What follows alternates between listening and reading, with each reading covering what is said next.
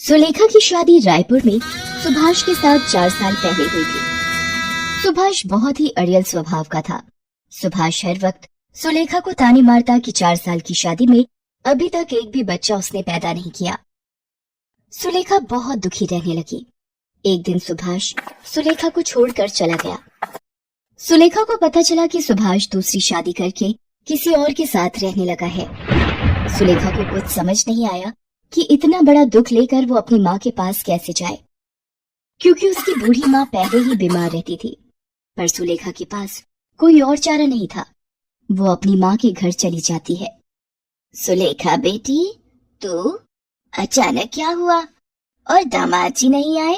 माँ, वो मुझे छोड़कर चले गए। उन्होंने किसी और से शादी कर ली क्योंकि मैं उन्हें बच्चा नहीं दे पाई। सुलेखा रोने लगती है। उसका दुख देखकर जानकी सदमे में रहने लगती है। सुलेखा को 1-2 दिन ही आए हुए होते हैं। अचानक एक दिन काम करते हुए सुलेखा बेहोश हो जाती है। जानकी बराबर में रहने वाले हकीम को बुलाती है। आपकी बेटी माँ बनने वाली है, ये पेट से है। क्या? हकीम जी, मेरी बेटी माँ बनने वाली है? सुलेखा, तू माँ बनने वाली है बेटी? माँ, मैं क्या करूं? मेरा जीवन एक ऐसे दोराहे पर आकर खड़ा हो गया है जिसमें पीछे मुड़ने का कोई फायदा नहीं। मुझे अब इस बच्चे के लिए खुद जिम्मेदारी संभालनी है। एक गर्भवती माँ का प्यार मेरे बच्चे को माँ बाप दोनों का प्यार देगा। सुलेखा के साथ जो भी गलत हुआ था वो उसको दोबारा याद नहीं करना चाहती थी। धीरे धीरे दिन बीतने लगे। सुलेखा को पैसों की जरूरत थी, इसलिए वो घरों में चौका बर्तन का काम करने लगी। सारा दिन घरों में काम करके वो थकी हारी घर लौटती थी। गर्भवती होने के कारण उसे काम करने में तकलीफ तो होती थी, पर उसे बच्चे के लिए मेहनत करनी थी। 9 महीने बाद सुलेखा एक बेटे को जन्म देती है। बेटे को देखकर सुलेखा की आंखों में खुशी के आंसू आ जाते हैं। बेटे के जन्म से मानो उसे जीने का सहारा मिल जाता है, पर सुलेखा की माँ उम्र और बीमारी के चलते बेटी का साथ नहीं निभा पाती। सुलेखा की माँ का देहांत हो जाता है। सुलेखा माँ के बिना अधूरी हो गई थी। सुलेखा ने दोबारा काम पर जाना शुरू कर दिया। अब वो बेटे सुमित को भी काम पर साथ ही लेकर जाती। एक दिन, सुलेखा, तुम ये छोटे बच्चे के साथ काम पर आती हो, सारा ध्यान तो तुम्हारा इसकी देखभाल में ही लगा रहता है। ऐसे तो तुम कोई काम नहीं कर पाओगी। तुम अपना हिसाब कर लो, कल से काम पर मत आना। अब मैं क्या करूं? मेरे सारे घर धीरे धीरे छूट गए, पैसे भी खत्म हो गए। मुन्ना रो मत, मैं तेरे लिए अभी दूध लाऊंगी। सुलेखा बेटे को लेकर दूध लेने चली जाती है। भैया, थोड़ा सा दूध मिलेगा? मेरा बच्चा बहुत भूखा है। मुफ्त में तो मैं तुझे दूध नहीं दूंगा।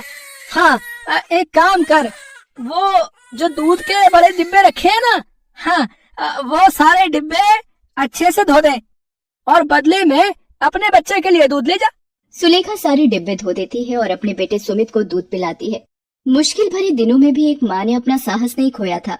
एक रात जब सुलेखा अपनी झुग्गी में सो रही होती है। अरे उठो उठो, सब बस्ती में आग लग गई है, झुग्गियों से बाहर आओ सब। अरे जल्दी उठो। सुलेखा, ओ बेटी सुलेखा, जल्दी से बाहर आ, झुग्गियों में आग लग गई है। अरे ये आग कैसे लगी? मैं कैसे झुग्गी से बाहर निकलूं? अरे मेरा बच्चा, मैं कैसे जाऊं इस झुग्गी से बाहर? दरवाजे पर तो आग है। ये चादर लपेट देती हूँ मुन्ना को। हाँ, ये ठीक रहेगा। सुलेखा जैसे तैसे सुमित को बचाते हुए झुग्गी से बाहर निकलने लगती है। तभी एक जली लकड़ी सुलेखा के मुंह पर गिर जाती है। सुलेखा अपनी परवाह किए बिना सुमित को झुग्गी से बाहर सुरक्षित ले आती है, पर सुलेखा का मुंह एक तरफ से आग की वजह से जल जाता है। सुलेखा के पास इतने पैसे नहीं थे कि वो अपने चेहरे का इलाज करवा पाए, इसलिए उसका चेहरा देखने में भद्दा हो जाता है। पर सुलेखा इस बात की बिल्कुल परवाह नहीं करती। उसे यही सुकून होता है कि उसने अपने बेटे की जान बचाई और भगवान की कृपा से उसके बेटे को कोई नुकसान नहीं पहुंचा। दिन बीतने लगते हैं। अब सुमित स्कूल जाने लगा था और सुलेखा चाहती थी कि सुमित पढ़ लिख कर बहुत ही बड़ा आदमी बने, इसलिए वो दिन रात मजदूरी करके मेहनत करती रहती थी। एक दिन, अरे राजू आजा, रुक, मैं अभी अपनी कॉपी लेकर आया, तब तक तू कमरे में बैठ। नहीं सुमित, तू मुझे कॉपी यहीं दे दे, मैं अंदर नहीं आ रहा। वो तुम्हारी माँ को देखकर मुझे बहुत डर लगता है और रात को नींद भी नहीं आती। उनका चेहरा बहुत ही डरावना है। अच्छा ठीक है राजू। अरे सुमित, तुम्हारा दोस्त राजू आया था पर घर के अंदर क्यों नहीं आया? वो आपके डरावने और बदसूरत चेहरे से घबराता है। सिर्फ वही नहीं, मेरे सारे दोस्त आपका इतना खराब चेहरा देखकर डर जाते हैं, मानो किसी भूत को देख लिया हो। तभी मेरा कोई दोस्त मेरे घर आने के लिए हाँ नहीं बोलता। आपकी वजह से मुझे बहुत शर्मिंदगी महसूस होती है माँ। पता नहीं मेरी जिंदगी में ऐसी माँ क्यों लिखी है। लोगों की माँ बहुत ही सुंदर होती है, पर मेरी माँ बदसूरत क्यों है? सुमित गुस्से में कमरे से चला जाता है। सुलेखा रोने लगती है पर वो उस वक्त कुछ नहीं बोलती। समय ने अपनी चाल पकड़ी और सुलेखा की मेहनत से सुमित खड़ा होकर पढ़ लिखकर एक ऑफिस में नौकरी पर लग गया। सुलेखा को लगा कि शायद अब उसकी किस्मत के दिन पलटने वाले हैं। सुमित की नौकरी लग गई है और अब वो घर का खर्च भी उठाएगा और सुलेखा को आराम मिलेगा और वो बेटे का सुख भोग पाएगी। सुमित अपने ऑफिस की लड़की राशि, जिससे वो प्यार करता था, शादी कर लेता है। सुलेखा बेटे की खुशी की खातिर कुछ नहीं बोलती। एक दिन सुमित ऑफिस के काम से बाहर गया होता है। राशि अपनी कुछ सहेलियों को घर पर बुलाती है। माँ जी, आज मेरी कुछ सहेलियाँ लंच पर आ रही हैं। आप प्लीज उनके सामने अपना ये बदसूरत चेहरा लेकर बिल्कुल मत आना, वरना मुझे सबके सामने शर्मिंदा होना पड़ेगा। एक काम करो, आप अपना मुंह ढक लो, जिससे कि मेरी सहेलियों को आपका चेहरा नजर नहीं आएगा। आप जल्दी से सारा लंच बनाकर रख दो, तब तक मैं तैयार होकर आती हूँ। मेरी सहेलियाँ आने ही वाली होंगी। बेचारी सुलेखा कुछ नहीं बोलती और उदास मन से रसोई में खाना बनाने चली जाती है। दोपहर में राशि की सहेलियां लंच पर आती हैं और खाना खाने बैठती हैं। तभी सुलेखा वहां सब्जी का कटोरा लेकर आती है और वो जैसे ही एक लड़की को सब्जी देने लगती है। ये कौन है राशि? अरे ये मेरी नौकरानी है। अच्छा, तो खाना इन्होंने बनाया है? बहुत ही स्वादिष्ट खाना बनाया है आपने। अपने आप को राशि के मुंह से नौकरानी सुनकर सुलेखा घबरा जाती है और उसके हाथ से सब्जी लड़की के कपड़ों पर गिर जाती है। लड़की सुलेखा का मुंह देख लेती है और डर जाती है।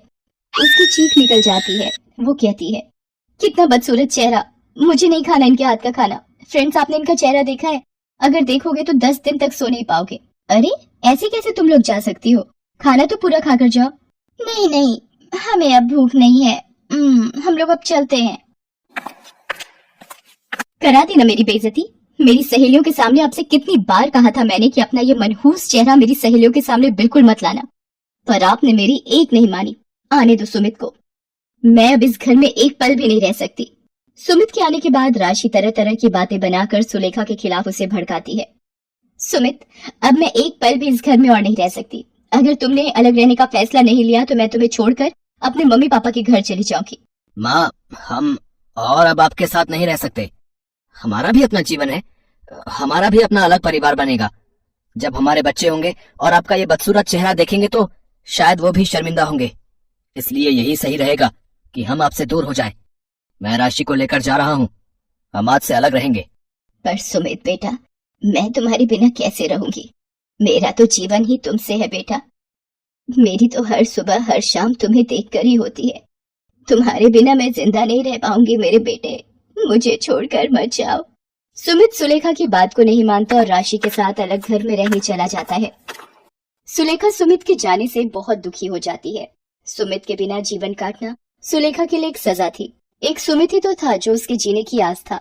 सुमित के जाने के दुख से सुलेखा बीमार रहने लगी। उधर सुमित राशि के साथ दूसरे घर में रहने लगता है। एक दिन सुमित ऑफिस में होता है, तभी उसे अचानक हार्ट अटैक आ जाता है। उसके मुंह से माँ शब्द निकलता है। माँ, बहुत दर्द, माँ। सुलेखा सुमित के गम में बेहोशी की हालत में उसे याद कर रही थी। पड़ोस की श्यामा मौसी उसके साथ बैठी थी। ऐसा लग रहा है जैसे मेरे बेटे ने मुझे पुकारा हो, जैसे वो किसी तकलीफ में हो। मैं आ रही हूँ मेरे बेटे, तू चिंता मत कर, मैं आ रही हूँ। क्या हुआ सुलेखा? अरे ये तो बेहोशी की हालत में हो रही है और तेज बुखार भी है। लगता है इसे अस्पताल ले जाना होगा। श्यामा मौसी कुछ लोगों की मदद से सुलेखा को अस्पताल ले जाती हैं। वहाँ डॉक्टर सुलेखा का चेकअप करता है। तभी एक नर्स वहाँ आती है। डॉक्टर, एक इमरजेंसी केस आया है। कोई मिस्टर सुमित है, उनकी वाइफ मिसेज राशि उनके साथ है। मेरा बच्चा सुमित? डॉक्टर, पहले आप उन्हें देखो, मेरी चिंता मत करो। डॉक्टर सुमित को देखने लगता है। वो राशि से कहता है, देखिए, हमें जल्दी ही एक हार्ट की जरूरत है। इनका हार्ट पूरी तरह से डैमेज हो रहा है।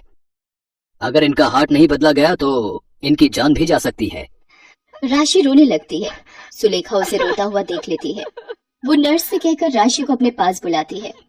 राशि, रो मत बहू, मेरे होते हुए मेरे बच्चे पर आज भी नहीं आ सकती, तुम चिंता मत करो। माँ जी, कहाँ से नया दिल मिलेगा, कौन देगा इतनी जल्दी? अगर सुमित को कुछ हो गया तो मैं जिंदा नहीं रह पाऊंगी माँ जी। राशि रोते हुए सुमित के पास चली जाती है। सुमित की तबीयत का सुनकर सुलेखा की तबीयत बिगड़ने लगती है, उसकी सांस फूलने लगती है। वो डॉक्टर से कहती है, डॉक्टर, मुझे पता है मैं अब नहीं बचूंगी, आप मेरा एक काम करना, मेरा ये दिल मेरे बच्चे को दे दो, मेरे सुमित को बचा लो डॉक्टर, मेरे सुमित को बचा लो। सुमित को होश आ जाता है। डॉक्टर उसे कहता है, ओह गुड मिस्टर सुमित, अब कैसा फील कर रहे हैं आप? सुमित, अब आप बिल्कुल खतरे से बाहर हैं। डॉक्टर ने कहा है आपको कुछ ही दिनों में छुट्टी मिल जाएगी। राशि, मुझे किसने बचाया? मुझे बताओ, मेरी जिंदगी पर उनका बहुत बड़ा एहसान है। सुमित, जब आपको अस्पताल लाया गया उस वक्त आपकी माँ भी अस्पताल में थी, उनकी तबीयत बहुत ज्यादा खराब थी। उन्होंने जब आपके बारे में सुना, आज जो दिल आपके अंदर धड़क रहा है वो आपकी माँ जी का है। माँ, इतना बड़ा बलिदान मुझ पापी के लिए क्यों माँ, क्यों? मुझे माफी मांगने का हक भी नहीं दिया माँ। मेरी जिंदगी बचाने के लिए तुमने अपनी पूरी जिंदगी लगा दी माँ। मुझे माफ कर दो माँ, मुझे माफ कर दो। सुमित बेटा, तुम अपनी माँ के बलिदानों का कर्ज जीवन भर नहीं चुका सकते। तुम अपनी माँ के जिस चेहरे को बदसूरत कहते थे, उस चेहरे पर जले का निशान बचपन में तुम्हें आग से बचाते हुए सुलेखा को मिला था। वो खुद आग की चपेट में आ गई थी, पर तुम्हारी माँ ने तुम्हें कुछ नहीं होने दिया। सुमित श्यामा मौसी की बात सुनकर बहुत रोता है। राशि भी अपने किए पर बहुत दुखी थी। सुमित गंगा घाट पर माँ की अस्थियों को प्रवाहित करता है और हाथ जोड़कर क्षमा मांगता है। सुलेखा ने एक बात ये साबित कर दी थी कि एक माँ का कर्ज बच्चे आजीवन नहीं